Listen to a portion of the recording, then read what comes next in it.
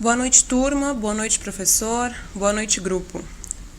Bom, estabelecer uma relação entre o custo Brasil e a ALCA. Eu acho que para fazer essa relação, em primeiro lugar, a gente tem que levar em consideração que agora, em 2011, o Brasil atingiu o posto de sexta maior economia do mundo. E mesmo assim, pontos como infraestrutura precária, altos gastos para manter uma empresa aqui no país, insegurança jurídica e outras questões que abrangem o termo custo Brasil ainda são os grandes vilões que impedem um crescimento mais robusto da economia nacional.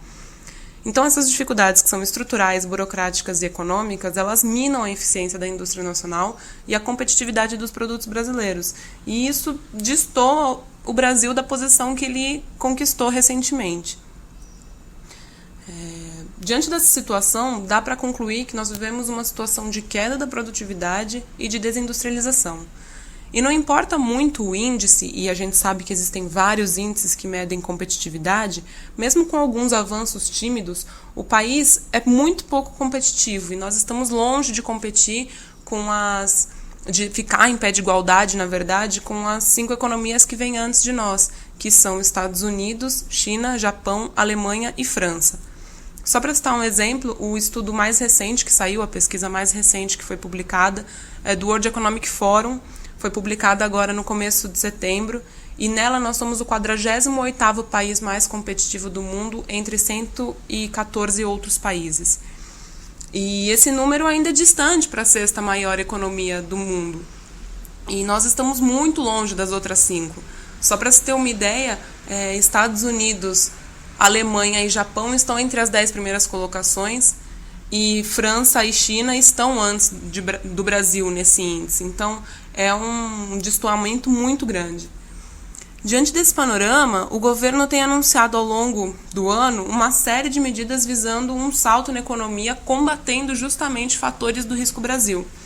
Para citar apenas 3, que são super recentes, em abril foi anunciado o pacote de benefícios para a indústria, que tradicionalmente é o setor que mais defende essas reformas, e esse pacote teve o objetivo principal de amenizar nossas desvantagens fiscais. Agora, em agosto, o governo também anunciou um pacote de mais de 133 bilhões de reais para o setor privado de concessões de rodovia e ferrovias do Brasil, para tentarmos contornar o nosso problema de infraestrutura.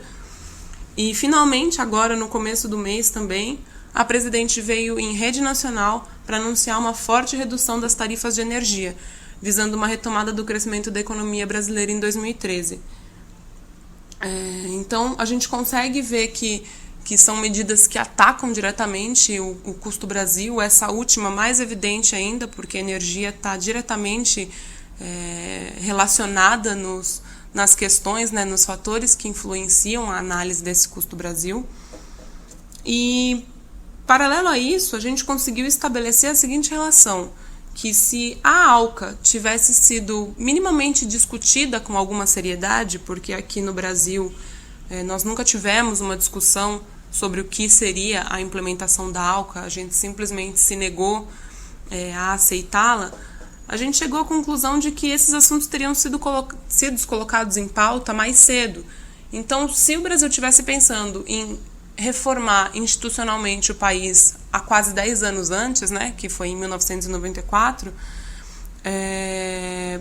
talvez essas reformas já tivessem sido implementadas ou estivessem num curso muito mais avançado do que hoje, Então, mesmo que a gente veja que esses esforços estão acontecendo hoje, nós ainda estamos muito longe em produtividade e competitividade de países não só que estão à nossa frente no ranking de maiores economias do mundo, como países que estão atrás do Brasil em competitividade. Então, nossa conclusão é que, nesse sentido, a ALCA poderia ter amenizado essas diferenças se tivesse sido implementada ou minimamente discutida racionalmente há quase 10 anos atrás. E que se essas reformas tivessem sido realizadas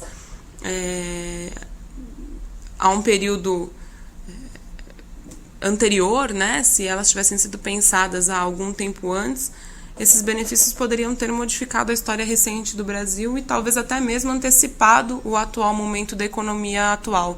e digo mais, talvez até mesmo nos preparado melhor para esse momento que nós estamos vivendo hoje. É isso, boa noite.